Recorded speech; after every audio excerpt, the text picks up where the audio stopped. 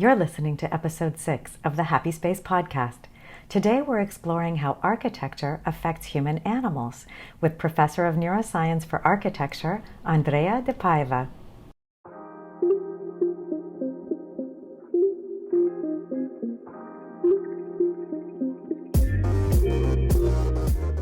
Welcome to the Happy Space podcast, a place where highly sensitive people thrive. Not only will we learn how to better navigate life with our superpowers, we'll find ways to better manage the challenges too. We'll hear from product and service innovators, space designers, and leaders who believe in creating an inclusive, neurologically safe world. If you're highly sensitive or want to better understand and support someone who is, then you are in the right place. I'm your host, Clare Kumar, and I'm so very happy you're here.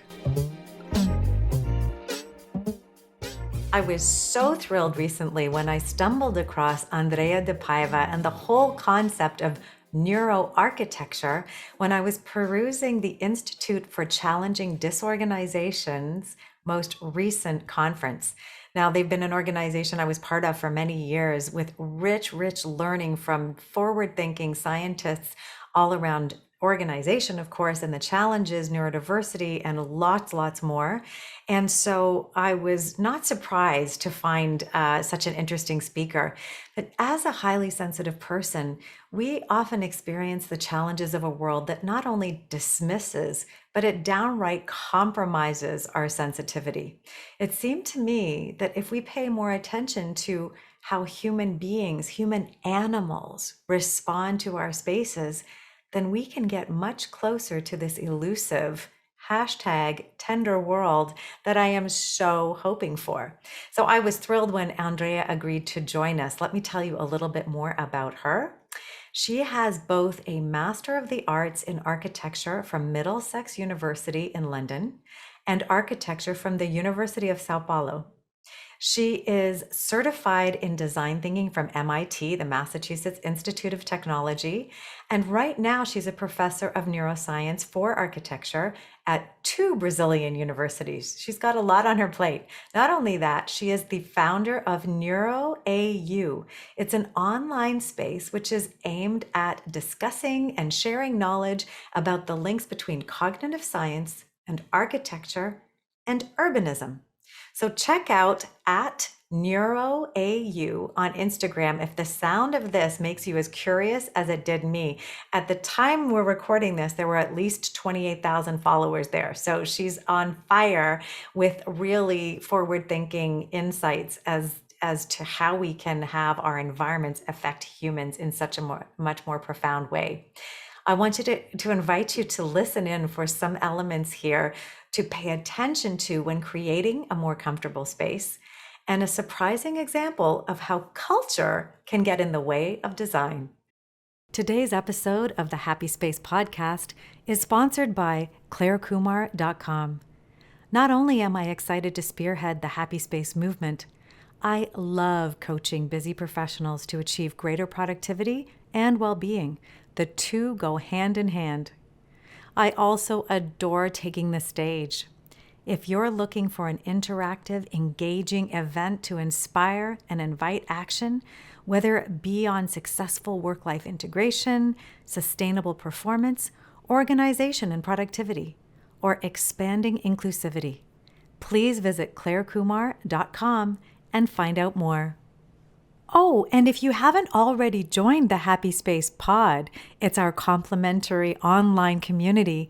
You'll find it right at clarekumar.com/happyspace. Hi, Andréa.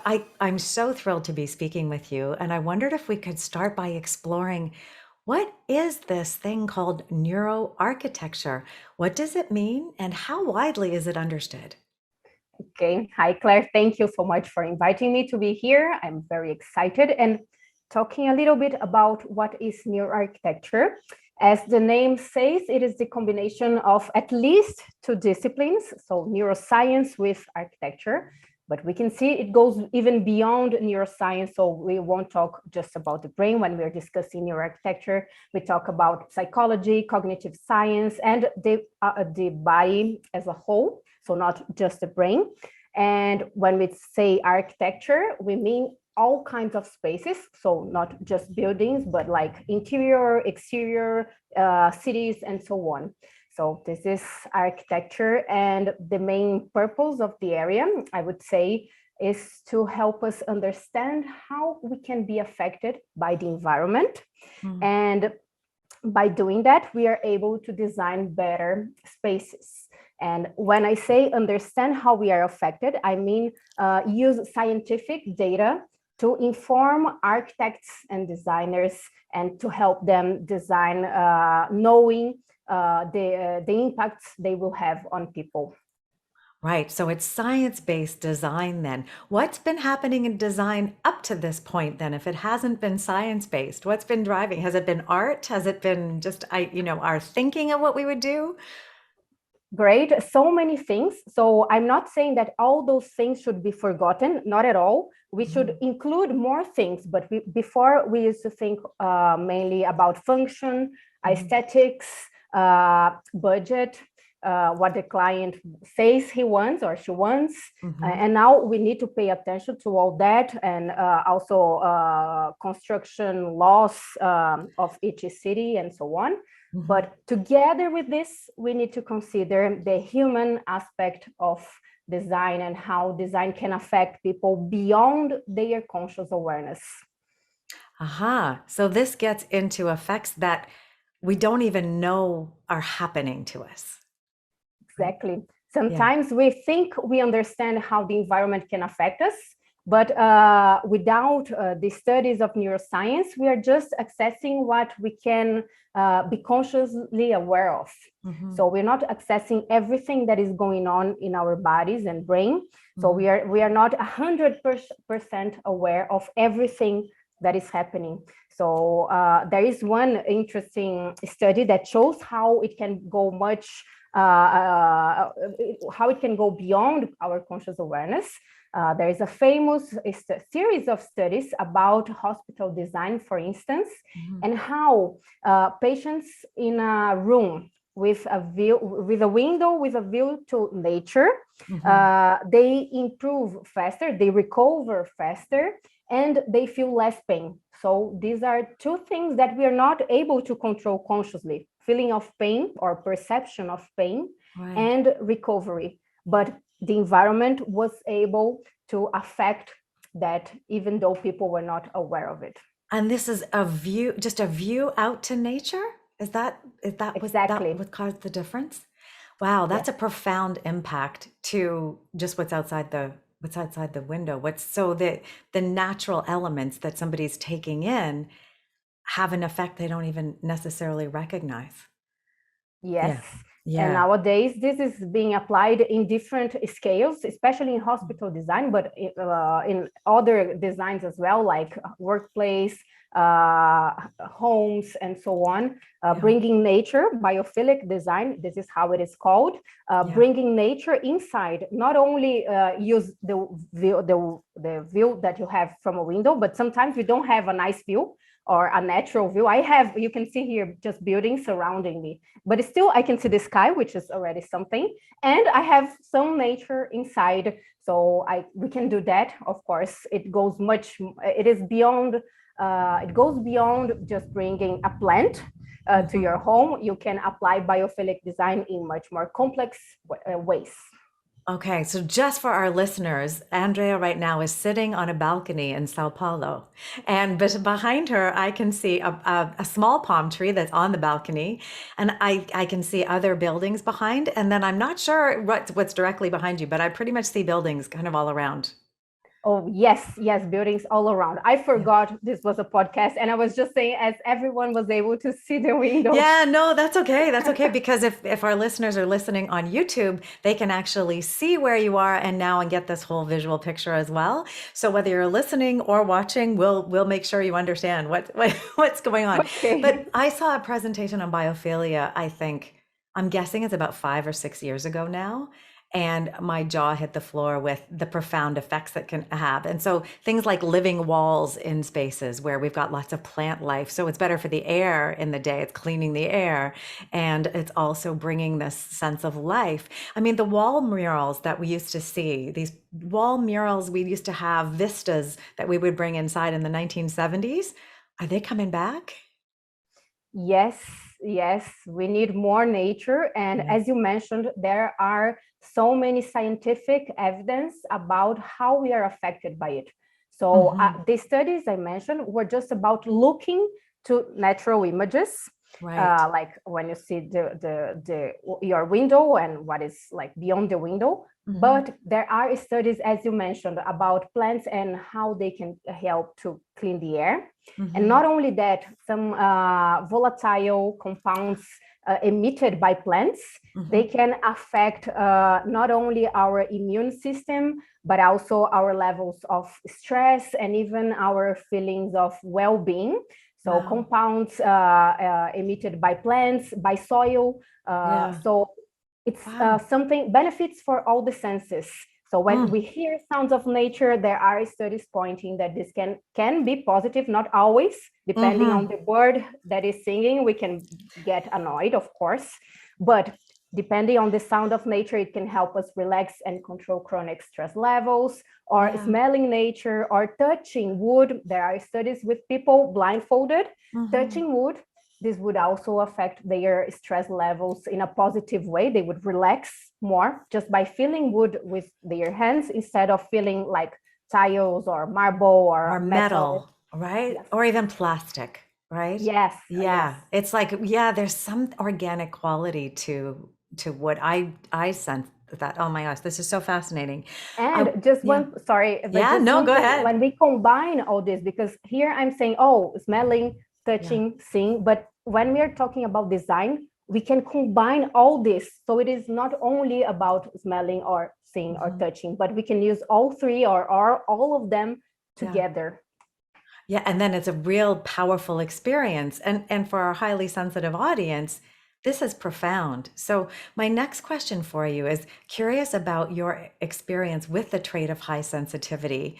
And then leading from that is, knowing that our nervous systems are on high alert for all of this incoming stimulation. Does the urban space or the environment or the lived in space, does it all affect us more profoundly? Yes, great question. And about my experience with high sensitivity, I've been teaching a lot about neuroscience for architecture, and this is one of the topics that I discuss when I'm talking about perception. I talk about the different levels of sensitivity that we can all have. So sometimes we are designing, I say we because I am a designer, an architect. So sometimes we are designing, thinking about our own experience. Of course, this is the main source of knowledge we have. Yeah. But my level of sensibility will not be the same of the users of spaces, or the client's level of sensibility will not be the same of the users of spaces, because sometimes the client is one person, the user, the final user is another person. So we need to consider the highest levels of sensitivity when we are designing. This is a way to make spaces more accessible to everyone, people who are more sensitive, people who are less sensitive. Everyone will benefit from it.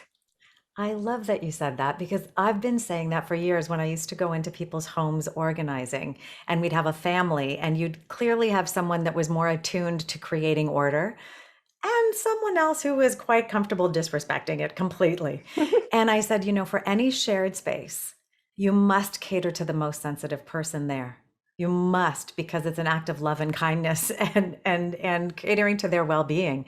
Create your own room, go to town in there, make your comfort mess, whatever it is.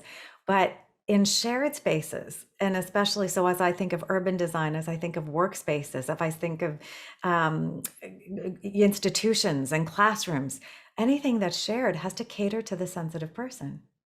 Yes. And as I said, we are all benefiting. You don't need to be sensitive or more sensitive to have benefits from this. And you mentioned like people that are more sensitive should be more aware of the environment they choose to be. But even if we are not aware of how we are affected by the environment, and even if we are not that sensitive to the environment, we still are affected by it. So for instance, let me bring another example just to illustrate. There are several studies in different countries showing the impacts of living nearby airports. So even people that say, oh, I've been living here for more than, I don't know, 10 years and I don't even listen to the planes anymore. Even those people, they have higher levels of stress, higher heart rate, blood pressure, and higher risk of heart attack or other diseases. So even though they are not consciously aware, they habituated, they got used to it.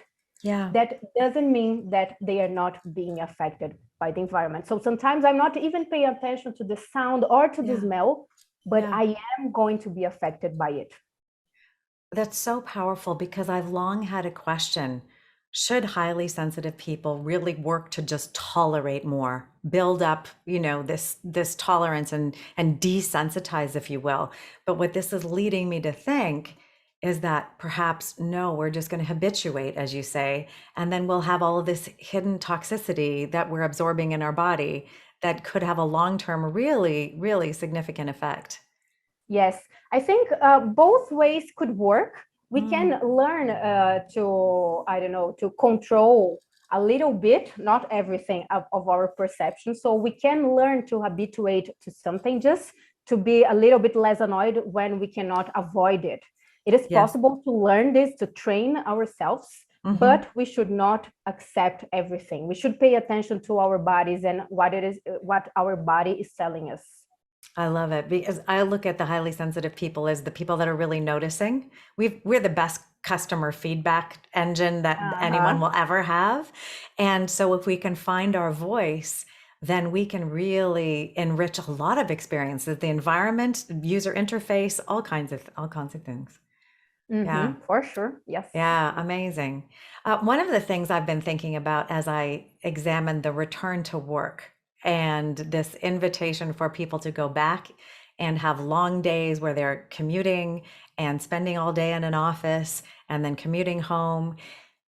I have long thought that we have not treated humans as animals. We've taken them from the factory environment, thinking they're another kind of machine, and said, now you're going to use your brain like it's a machine, and we're going to put you in an office. And rest and providing the ability to rest has been scorned, shunned, shamed, all kinds of things in the workspace. I'm wondering what you might be seeing, if anything, in terms of understanding our human animal requirements to rest during the day. As it's funny, because as we're talking, my cat is sleeping right here on my desk, which tells me that mammals may not need, we might need to sleep more than just one chunk, I love what you said, that we are also animals. Sometimes we forget about this. We think we are like so superior that we're not affected when we are tired or hungry or stressed or sad or afraid or whatever.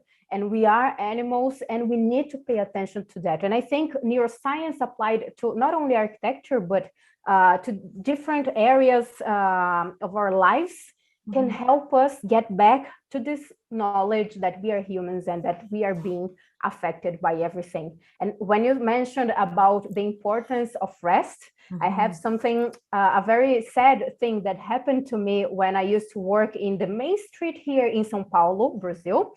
It is called Avenida Paulista. It's the most famous street. When you're looking for any information about São Paulo, you will find information about this street. I used to work there. And one day I was feeling very tired after lunch, and I felt, there is a famous park here. Let me go there and just lay down in the bench and rest a little bit. It's called Triuno Park. And I went there and I lay down on the bench, and the security guy came to me and said, you're not allowed to lay down. You can sit, but you cannot lay down on the bench in a park. I'm not saying at work, I'm saying in the park. In the city in São Paulo, in this famous street, and you're not, it's prohibited to rest, to lie Yes, and down. Yeah. I felt so terrible because my body needed that. And Yeah. I thought, where can I find this? I maybe the only way to find it was to, I don't know, find a bathroom and lay down on the floor, which I wouldn't do because it would be a Because, terrible experience. yeah. But there would be no other place for privacy or just to lay down, like no other, unless of course, I get back home. But then Yeah. it was also not an option during like the work day that I before the pandemic that I was working there like Right. eight, And 9 hours. well, that's it. We expect this long stretch at work and we expect to put a commute, which you might be standing on public transit for. How much stamina are we expecting people to have? And that's able-bodied people, never mind having a disability, being pregnant, having, like all kinds of other challenges that people face. Oh my goodness. I firmly believe that restrooms should be rest rooms. Like we need to have them Yes. scattered through that there are places that we can rest. I mean, I was it's somewhere in Toronto too. They have benches that you can rest on. I don't think anybody would fine you unless perhaps not fine you, but even stop you from it, unless perhaps they were worried about a homeless issue and somebody Mm-hmm. staying too long. I think that's where there may be some challenge here. But the benches that have been designed not with arms at both sides of the benches, at both ends, but with an armrest in the middle, Oh. as if to just say, "Ha, you're not going to lie down here." Like, what are you thinking? We're gonna foil your plans. And even our airports. That's the other place where, oh my gosh, we're so upended in terms of time zones, and our circadian rhythm is like completely off. I remember being I think I was in Frankfurt most recently, and finding they had areas where you could actually have pretty good reclining chairs, and it was an area to promote rest. Like we need those everywhere. Every office needs them. Every city needs them. Yeah. Do you sense any greater awareness about this, or am I still dreaming? I think people are paying more attention to this after the pandemic. Uh-huh. So I think because we, with the pandemic, we realized more the importance of the environment. Staying like locked at home and having to do everything from home made people notice how they were being affected by the environment. So I think this is changing. And also because we have been having a lot of discussions about sedentary lifestyles. And here Yeah. we are talking about how important it is to rest. But just as we said, lay down. When we are laying down, we are changing our body posture. And if I am in my office, in my desk all day, Mhm. I'm not changing my body posture. I'm not Mhm. standing, I'm not laying down, I'm not stretching. And Mhm. this is very problematic, Mhm. both on the short term, but especially on the long term. So I think if we consider spaces to rest, but not only that, a varied or a diverse furniture for our spaces, home Yeah. spaces, workspaces, we can offer people opportunities to change their body posture. So the chaise lounge should be everywhere. We should have the Uh-huh. opportunity to recline. I mean, now you're going to get me thinking of airplane seats. And I've Oh. actually looked for a scientific paper to show me what the minimum level of incline is to induce sleep, Mm-hmm. because I cannot find it. But I'm sure it's not, 5 degrees off. That no Yes, one is. And I remember definitely. I had a whiplash injury in a car accident, and I could not stay upright for about, I don't know, easily 6 months afterwards. I would have Mm. periods in the day where all of a sudden it was too much to hold my head up. And so when the iPad came out, and when I got the iPad 2 in 2010, I was able to recline and read. And all of a sudden Mhm. I could still do something work-wise because the technology and my posture could change. So I love that point. Well, so I'll be optimistic and shouting out, we have to have no sleep shame. Is one of the Uh-huh. hashtags I made up, no sleep shame, because we need to promote, people making wise choices for stamina, not grit, suck it up, hustle, push through energy. So I'll be interested to follow that one. Um, you talk about designing spaces to be more comfortable for highly sensitive people. If we're talking about that, you say there's no recipe, but we do have to consider different elements. And I wonder if you could expand on that so we can understand what do we need to think about? Okay. Well, there is a lot to say, but I will make a selection of at least two main points here that I think it's worth mentioning. Mm-hmm. So the first one, just as we were discussing about resting and performance and culture in the last question that you made, I think we need to think about the importance of a dynamic balance. So what do I mean by that? We need to offer more opportunities, therefore more diversity, so that people can choose from.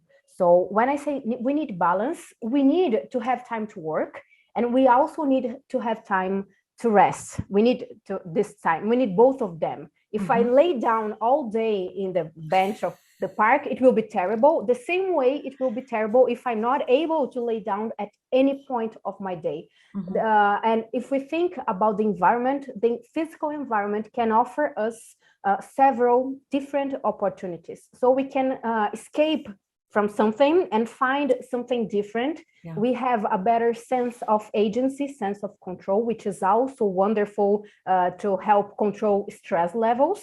So this is one thing. We need a dynamic balance.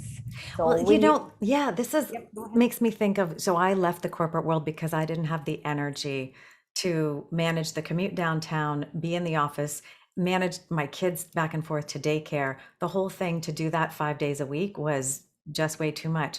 But if there had been places to rest, if this was culturally encouraged, not just from a design, okay, there's a nap room over there, but everybody's too embarrassed to use it. They won't go and use it. We sort of need this an invitation culturally and from a physical standpoint to say, come and take advantage of this. Maybe I would have been okay. Yes, definitely. Yeah. Definitely.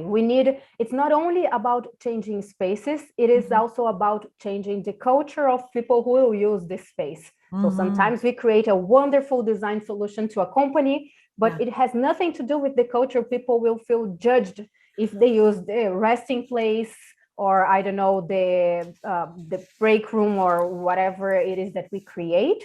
And that will also not be positive. So we need always to align design with culture. And sometimes through design, try to help changing cultures or accelerating those changes. Yeah, I was going to say, if we align it with culture, there will be no restrooms right now. But if we can use it as an invitation, it's interesting. So in design and architecture work, do those firms sometimes get into the culture conversation? Because I don't think of it as having the conversations there, but wow, that's powerful to make sure it is. I've seen this happening in some of my consultancies. So a client, like a company, hires the architecture office and to work both the environment and also change management policies and so on. So they try, it's not something that happens always. It should happen more often. But anyway, it is happening. Sometimes it happens, and it's very powerful, because then we can, both can help each other. So it's not only the culture that will help people to use the space in a better way, but changing the space can also help people get used to a new culture of a company. So like it's a win-win from both sides. Yeah, powerful. So you said the first one was dynamic balance. So we were talking about that diversity and having some of this and some of that, so you can choose between the two. What else? What else would you say needs to be dynamic balance is one. And the second point that I wanted to make is about contrast. We need to be very careful about contrast. When we can create contrast in an environment, but this is something that influences our perception, and that can be a very important thing for highly sensitive people. When we have contrast, it makes us more sensitive to something. So if we're in the dark, in the middle of the night, and we turn on the light, our eyes, you don't need to be very sensitive. Your eyes will like feel weird, and you'll feel a little bit of pain, or you're not going to be uncomfortable. You will be uncomfortable. You're not going to be comfortable because of that, because of the contrast. And this happens through all our senses. So if we're in a very silent place and we go to a noisy one, there is contrast, and this will like make us more sensitive to the noise. Or if we're in a cold place and we enter a hot one, or the opposite as well, we will be more sensitive to the temperature. So one idea to deal with that is to think about the importance of transition spaces and maybe create better ones. Maybe nowadays we could improve the ones we are creating. So sometimes we don't pay attention to corridors or elevators or stairs. We think like, oh, they're here just to connect important spaces, but they are not important themselves. Yeah. But then they are, depending on how you're thinking about the environment and if you're considering that the environment will affect people. So we can use transition spaces to make contrast decrease. Yeah. So it can help us to get used to where we are going to. So if I'm going to a noisy place, this corridor can help me to get used to it. Yeah, it made me think, actually, I was looking at some of the videos we're working on and editing from one piece of content to another. We're going to add transition music so that so it's not jarring. And I think we see this in film too. We help the brain feel more comfortable on the journey. So this is an extension of that in our physical space that we need to think of it. I mean, what came to mind was HSBC, the bank's advertising in the airport, from the transition from the lounge to the plane. HSBC has done a fair amount of advertising, and I think that's the only thought that's gone into that transition space. It's a marketing opportunity. So we've thought about it. Other than that, I'm not sure much thought's been given to stairs and corridors in general. They've generally been afterthoughts in most cases. Yes, which is terrible because they are very important in many ways. In many ways, they can help us and help our experience of the space. Yeah, I have a very personal question I'm really excited to hear your perspective on. I have a real challenge with lighting right now because lighting is now not expensive. Our building code here in Ontario, for example, Ontario, Canada, has said that we have minimum light requirements for safety. Low wattage minimum requirements so people don't trip and fall, essentially. Now that we've got LED lighting so inexpensive, I think we have an overabundance of intensity of light and cold color temperatures. I've learned those cold color temperatures can trigger a migraine in me, and they can trigger considerable discomfort. What's happening in the design space and what's happening to your knowledge around building codes? Because I feel like there's a big disconnect between the damage that's happening in terms of pollution and where our legislation is and where our guidance is around what we should be doing. We definitely should be discussing more about this.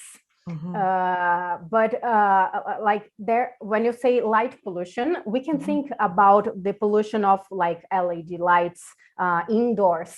But we can also think about light pollution in our cities that is affecting our circadian rhythm. For people who are not aware with this weird combination of words, circadian rhythm is our biological clock that help us to synchronize internal activity of our bodies with the environment. So when it's light, we wake up. When it's dark, we feel sleepy and we go to bed. And light of our cities during the night are disrupting our biological clock, not only our biological, but birds and other animals that live nearby cities.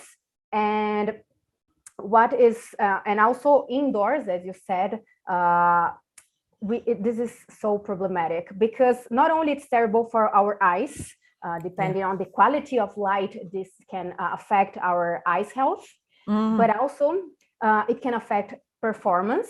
So you will not reach the peak of energy during like midday or during noon because you're not exposed to natural light, which is the one that has the best quality to make us feel more energy. But more than that, this is also something important when we are considering designing for highly sensitive people and everyone else.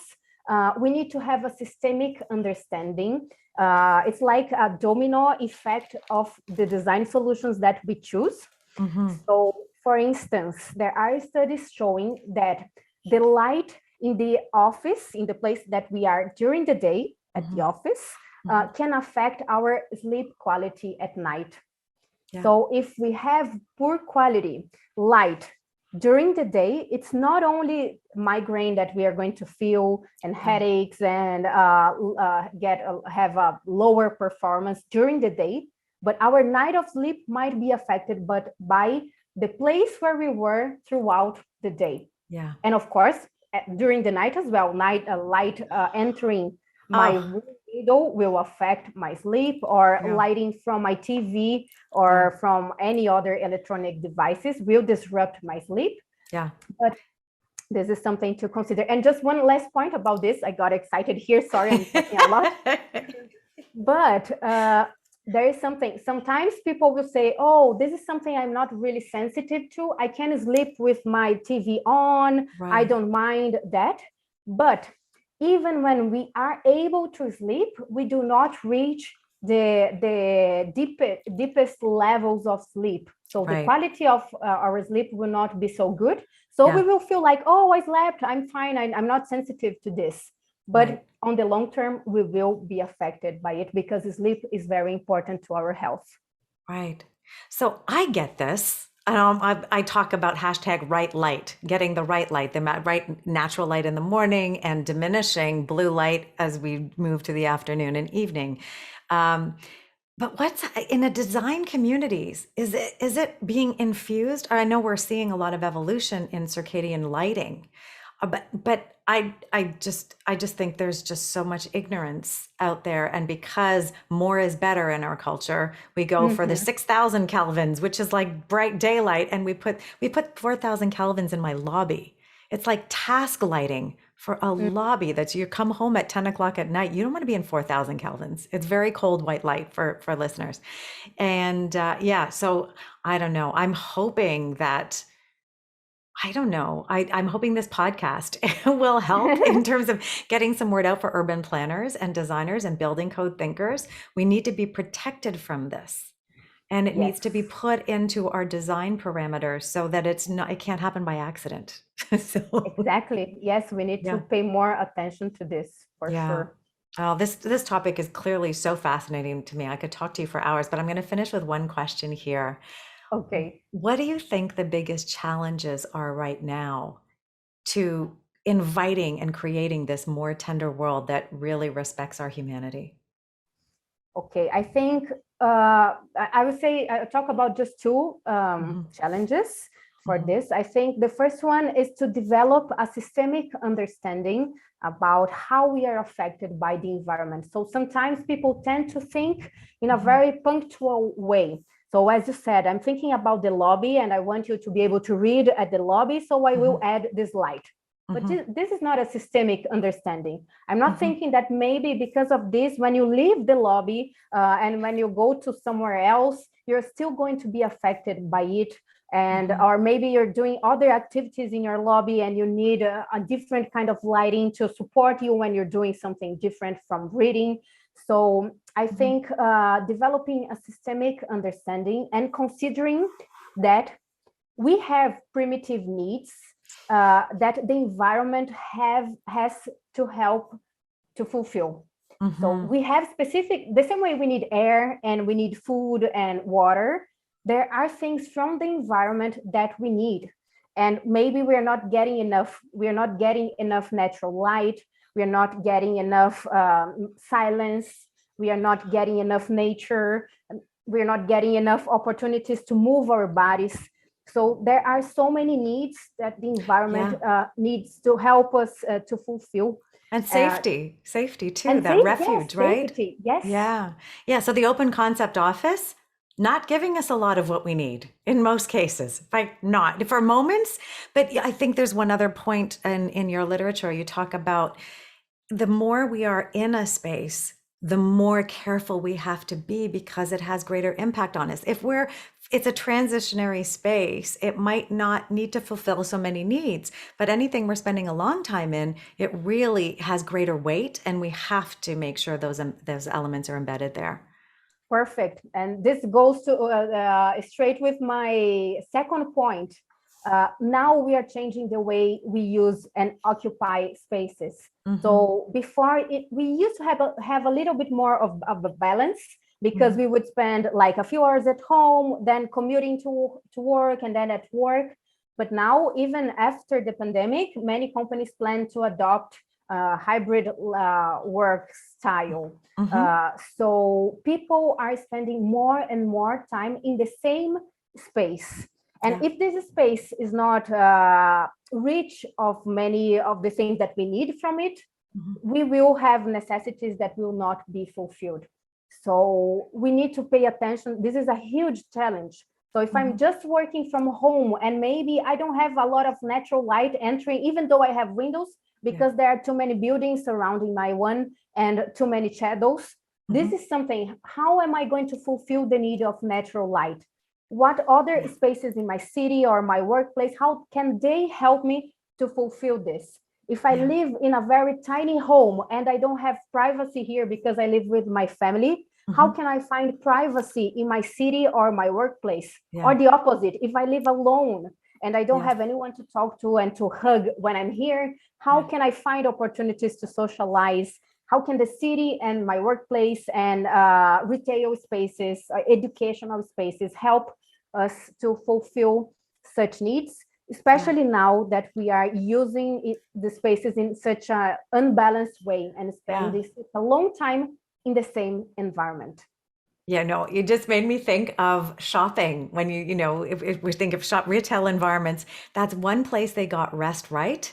They have a chair for the husband to sit while the wife is trying on clothes. Like that is one of the only places I think where they put seating to perpetuate the shopping experience, right? Yes, and it's a great initiative. And retail spaces, they are even more important, as well as workspaces. They are even more important in this context that mm-hmm. people are barely leaving their homes. Mm-hmm. Because when I go to the supermarket or the grocery store or to my office, even mm-hmm. though I'm going just once a week, those moments will be very, very important. Yeah. So I think of what Amazon's doing with their, people-less spaces. You get everything, it's scanned, and you don't have a social context. I'm like, no, that's what I live for. I go down to my grocery store because I want to talk to somebody. Uh-huh. Never mind the self-checkout. I want a few minutes of and actually seeing the same people. You feel like you belong somewhere then. So I worry about this metaverse. I'm a little averse to the metaverse. I'm talking to my friend at Facebook shortly, so he's going to try and change my mind. So I'm curious. Uh-huh. I'm curious to see what's going to happen there. But Andrea, this conversation I think is so rich, full of ideas, both for leaders who are listening, space designers who might be thinking, oh my gosh, what do I need to pay attention to? You heard it here. Andrea says, take care of the most sensitive, have diversity, think of taking care of the human animal, think systemically. We're going to be occupying space differently. And so there's so much opportunity as creators to be influencing that space. And then to my highly sensitive friends and listeners, think about what you might need in a space and ask for it. And maybe even refer to this conversation. Have your leader listen to this podcast to hear how practical and from a performance perspective, these changes and influences into the way we manage our space and create it and culture are so powerful. It's going to drive up engagement, lower stress, boost performance. We're really crazy to ignore it. So I hope this is a tool, this interview with Andrea and I will be useful to you in helping to create that more tender world. Thanks so much. Thanks so much for being with us, Andrea. Thank you. It was a lovely discussion of a very important topic. So thank you, Claire. Thank you so much for listening. You can find all of the Happy Space podcast episodes over at happyspacepod.com. That is also where you'll find a link to our online community. Please leave a review over at Apple Podcasts, Spotify, or wherever you tune in. And if you liked what you heard, please share. After all, doesn't everyone deserve a happy space?